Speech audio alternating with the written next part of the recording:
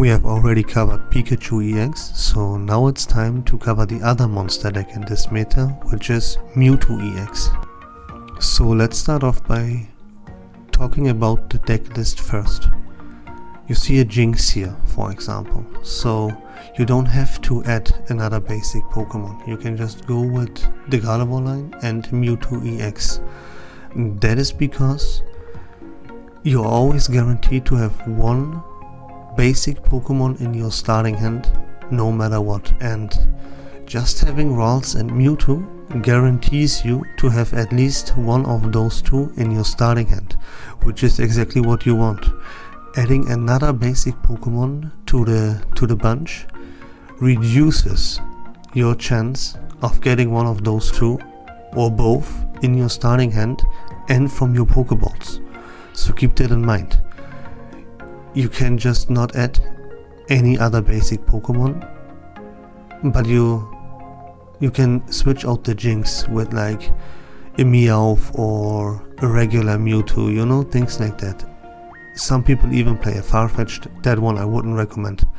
If you go for something else than the Jinx, go for Meowth or Fossil. And the reason why is bench protection. See, you want to have one MewtwoEX in your active and one MewtwoEX and the Ralts on your bench, so you can set up that MewtwoEX on the bench while the one in the active acts as a wall with 150 HP. That will buy you enough time to get the energy that you need attached to that MewtwoEX on the bench. But very often you will end up having a MewtwoEX in the active and just the Ralts on the bench. And the key to success is here very often in this deck to get that Gardevoir set up as quickly as possible. Like if you have that Gardevoir ready on like turn 3, turn 4, you win the game most of the times. 99% I would say, easily. And so in order for you to consistently do that, you might want to have something else on your bench than just the Ralts to protect that Ralts from getting pulled into the active spot by your opponent with a Sabrina. You see, if you only have a MewtwoEX in the active and a Ralts on the bench, then a Sabrina will most likely kill your frail Ralts. Yeah, that thing has only 60 HP, and even if it's a Kaelia, it has 80 HP. So they are very susceptible to the Sabrina, and if that happens, then you lose a win condition. A very important part of your strategy just falls apart.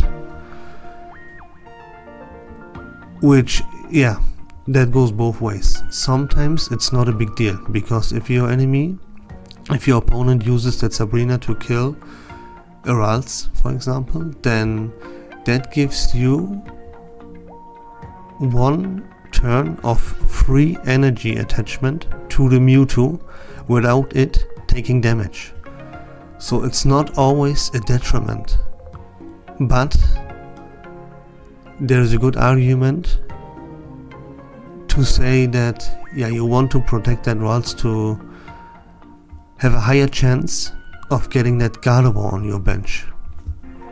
And that's why you can add something else, like a Jinx, like a Meowth, like a Fossil, to protect that Ralts on the bench. That's the idea behind it. But again, you don't have to do that. It's not 100% necessary, but a lot of lists do, so I wanted to talk about it. And there's a little bit more that you can adjust from this deck list. Like, for example, some deck lists only play one Giovanni, but therefore two potions. Or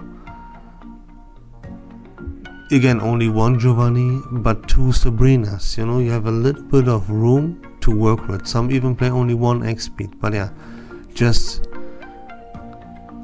you can switch out the Jinx, and you can get rid of one or maybe even two Giovannis to to adjust this list a little bit. Everything else is necessary. Like for example, I would recommend 2 potions, for example, but yeah, then how do you adjust this deck list is up to you.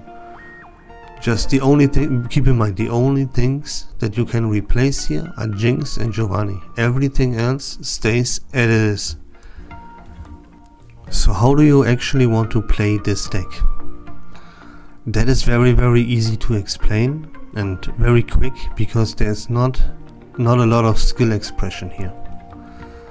As I already mentioned, the best case scenario for you is to have one MewtwoEX in your active as a wall that has 150 HP and it won't be KO'd easily or quick.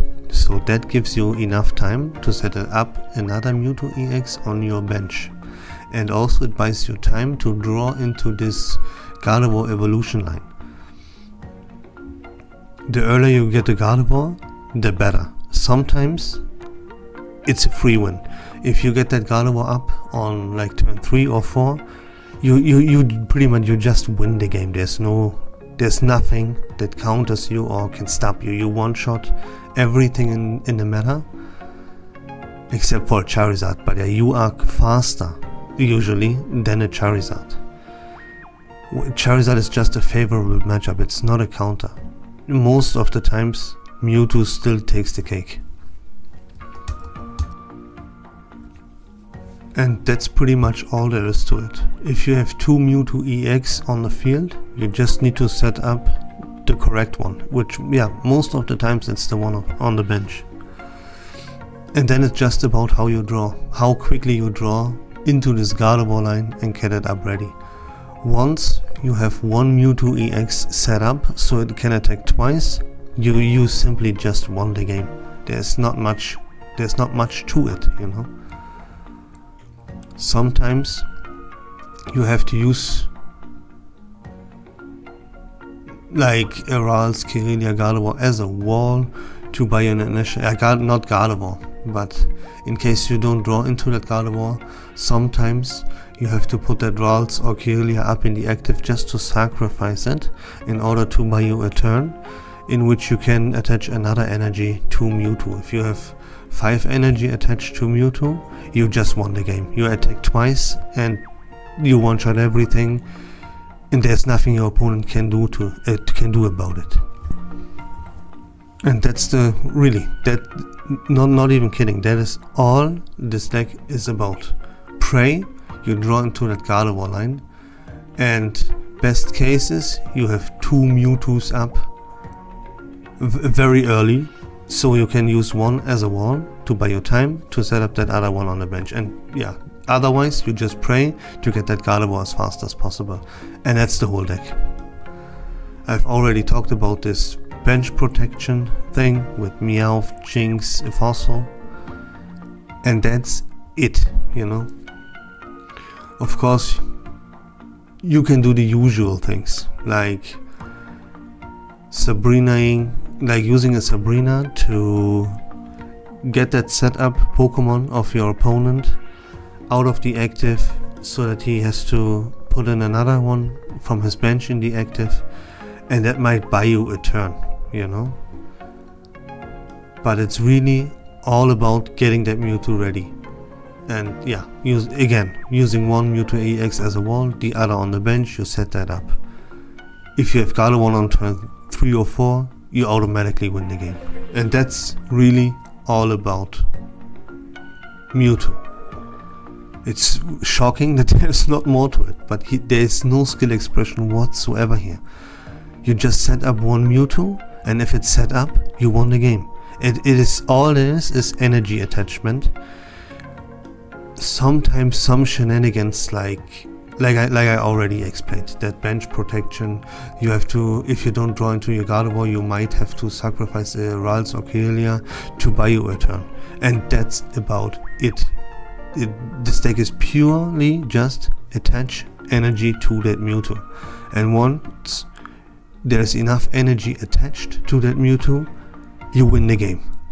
That's the deck. That's MewtwoEX for you, ladies and gentlemen. I'm sorry that, yeah, there is not more to talk about. this is the deck. I hope that was still a little bit interesting. Maybe even fun. I don't think so.